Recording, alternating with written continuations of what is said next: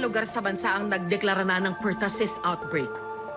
Kailangan natin ideklara na meron po tayong pertussis outbreak sa lungsod Quezon. Una ang Quezon City noong Marso. Sinundan niya ng deklarasyon ng state of calamity dahil sa pertussis outbreak sa Cavite, Iloilo at Santa Rosa, Laguna.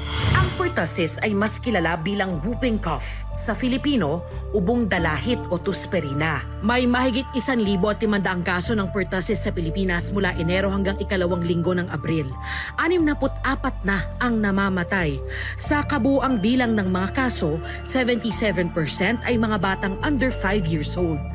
Ito ang sakit na kumitil sa buhay ng nooy magdadalawang buwang sanggol na si Baby Jasmine. Kwento ng nanay niyang si Annabel, masayang masaya sila nang ipinanganak sina Jasmine at Gianna nito lang January 13. Lalo't matagal na raw nilang pangarap na magkaroon ng kambal. Mahirap kasi baby, ngayon pa lang namin nakasama. Pinagdasal namin na magkaroon kami ng kambal. Tapos nawala. Wala pang 1 buwan si Baby Jasmine nang magsimula siyang ubuhin. Dinala nila ang sanggol sa klinik kung saan sila niresetahan ng gamot at pinauwi na. Pero noong madaling araw, napansin daw niyang hinihingal na si Baby Jasmine. Kaya isinugod na nila ang bata sa ospital. Habang nasa ospital, kailangan siyang tubuhan. Yun, nahirap. Halos tinodo na nila yung oxygen para mayangat yung oxygen ng katawan niya. Nahirapan na siya, yung pintig ng puso niya medyo mabilis. Mabilis. Hanggang sa yung pintig ng puso niya, humina na. Sinubukan siyang i-revive. Kaso sabi namin, baka hindi na kaya ng anak ko. Pinatigilan namin, pinatanggalan namin yung life support niya. Sabi niya, hanggang wala na, kinuha na sa amin siya. Nakaburol na raw si Baby Jasmine nang lumabas ang diagnosis na whooping cough o pertussis ang ikinamatay niya. Ang pertussis o whooping cough o tusperina ay kaiba sa normal na ubo. Ganito ang tunog ng ubo ng taong may pertussis. Respiratory infection ng pertussis gaya ng COVID. Pero kung virus ang sanhi ng COVID, bakterya naman ang pinagmumulan ng pertussis. Lubhang nakahahawa ang sakit na ito. Kapag humatsing o umubo ang taong may pertussis, pwedeng kumalat ang bakterya sa hangin na malalanghap ng ibang tao. Gayun din sa pamamagitan ng bagay na hinahawakan ng taong may sakit. 5 beses na mas nakahahawa ang pertussis kaysa sa COVID-19. Sa una hanggang ikalawang linggo ng impeksyon, maaaring makaranas ng sipon, lagnat at ubo. Nakikitaan din minsan ng mga sanggol ng apnea o poses sa paghinga. Sa paglala ng sakit, makararanas na ang pasyente ng sunod-sunod na ubong may whoop o dalahit. Pwede ring makaranas ng pagsusuka. Maaaring tumagal ng 6 na linggo ang pertussis. Morbidity and mortality is higher in those that are less than 6 months old. I mean, everybody can, no? But the highest risk the highest burden are in the little ones. And of course, they can develop pneumonia, which is a very common complication.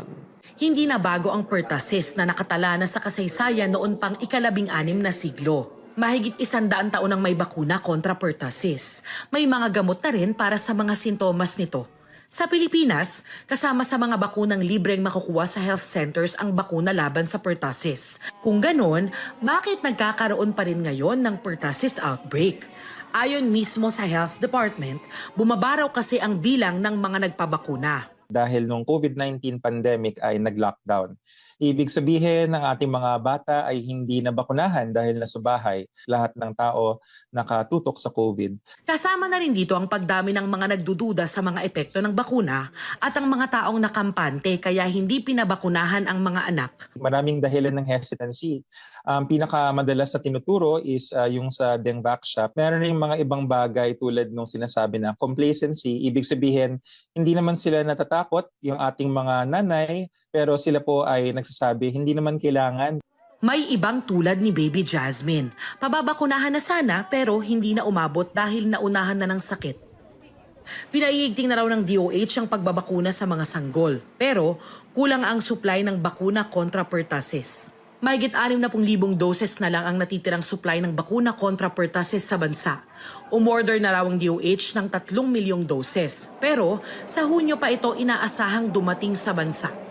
Bukod sa pagpapabakuna sa mga sanggol, dapat din daw isaalang-alang ang pagkuha ng booster shot hindi lang para sa sarili, kung hindi para rin sa mga posibleng mahawahan ng sakit. Makatutulong din daw ang pagpapalakas ng resistensya. Studies have shown that about 35 to 40% of pertussis is actually comes actually from the moms or the dads, no?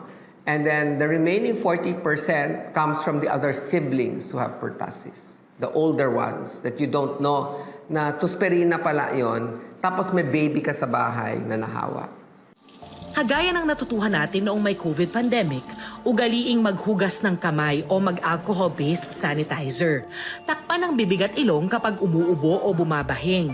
At isuot ng tama ang face mask kung may sakit o kung napaliligiran ng may sakit. Agad kumonsulta sa doktor o tumakbo sa pinakamalapit na ospital, oras na maobserbahan ang mga sintomas sa mga sanggol.